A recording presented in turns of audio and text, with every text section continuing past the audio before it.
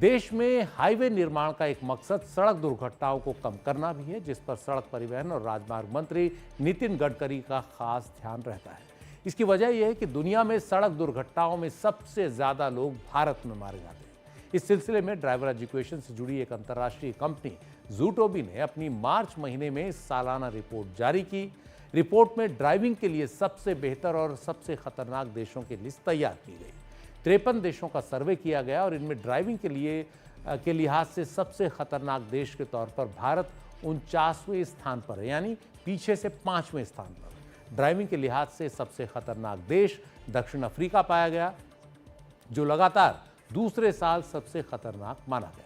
America इस मामले में भारत से भी खराब स्थिति में है। अमेरिका को 53 देशों में 51वां स्थान मिला है, यानी वहां की सड़कों पर भी ड्राइविंग सबसे खतरनाक मानी गई।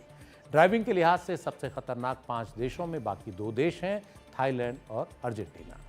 Zutobi.com का सर्वे भी इस बात की ओर इशारा कर रहा है कि भारत में सड़कों पर चलना कितना खतरनाक है। केंद्रीय स्वास्थ्य मंत्रालय के आंकड़े इसकी तस्दीक करते हैं।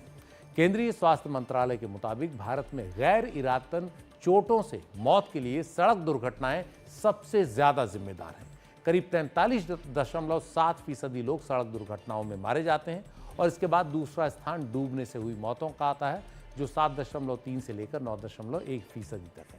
इसके बाद जलने से 6.8% लोगों की मौत होती है, जहर से 5.6% की और 4.2 से 5.5% तक जो लोग हैं वो गिरने से जान गंवाते हैं।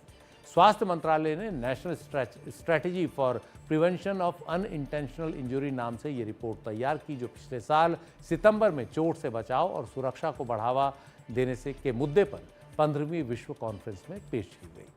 रिपोर्ट के मुताबिक सड़कों पर मौत के मामले में 75.2% मौत ओवर स्पीडिंग के कारण होती है, जो भारत में एक बड़ी वजह है।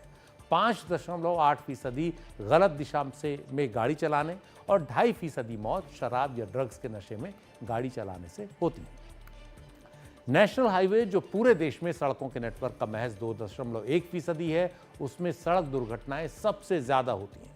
साल 2022 में नेशनल हाईवे पर प्रति 100 किलोमीटर पर 45 जानें सड़क दुर्घटनाओं में गई। अगर सड़क हादसों में दुनिया के मुकाबले भारत की स्थिति देखें तो समझ में आता है कि भारत में हालात कितने गंभीर हैं।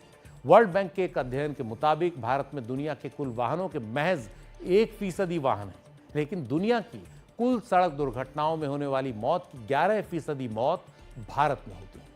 अगर पिछले कुछ वर्षों में हुई सड़क दुर्घटनाओं के आंकड़ों को देखें तो 2023 में 4,80,000 से ज़्यादा सड़क दुर्घटनाएं हुई, जिनमें 1,72,000 लोगों की मौत हुई।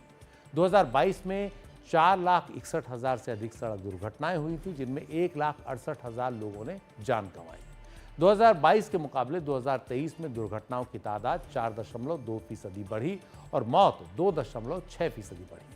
2023 में भारत में हर रोज औसतन 1,317 सड़क दुर्घटनाएं हुई।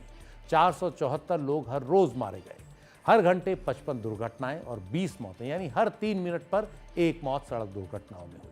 स्कूल कॉलेजों के आसपास 35,000 दुर्घटनाएं हुई और 10,000 मौत हुई। तो ये आंकड़े बताते हैं कि सड़कों का निर्माण इस तरह से हो कि सड़क दुर्घटनाएं कम से कम की जा सकें, और इसके लिए सड़कों के डिज़ाइन में भी ज़रूरी बदलाव करने होते हैं। सड़कों के निर्माण का काम जो है वो बहुत खर्चीला होता है, लेकिन बहुत ज़रूरी है कि उसमें जो सुरक्षा है उसको सबसे ज़्यादा ध्यान में रखा जाए। अब सड़कों का जो काम है उसमें पैसा बहुत लगता है। लोगों को बेहतर सड़कें मिले जिनमें वो तेज़ रफ्तार चले, बिना रुके लेकिन सुरक्षित, इसके लिए नेशनल हाईवे और एक्सप्रेस हाईवे बनाए जाते हैं। लेकिन इस सुविधा के बदले में यात्रियों से इसका खर्च वसूला जाता है, निर्माण का खर्च टोल टैक्स के जरिए। लेकिन टोल नाकों पर अक्सर भारी जाम लगता है।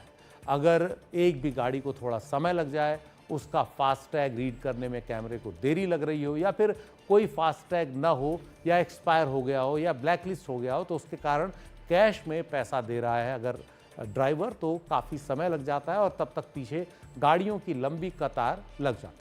इस दौरान धैर्य की कमी दिखाते हुए कई लोग तो हॉर्न बजाने में बिल्कुल परहेज नहीं करते। कई बार ट्रैफिक बहुत ज़्यादा होने के कारण भी टोल नाकों पर गाड़ियों की लंबी लाइनें लग जाती हैं और इससे यात्रियों का समय खराब होता है।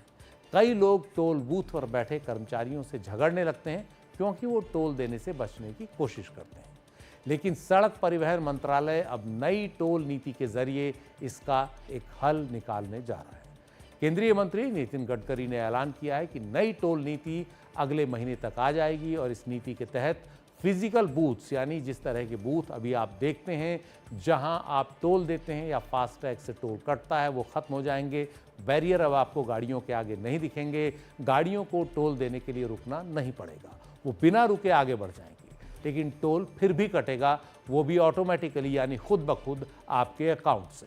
ये काम होगा सैटेलाइट ट्रैकिंग और नंबर प्लेट की पहचान से। इसके लिए फिजिकल टोल बूथ्स की ज़रूरत नहीं रहेगी।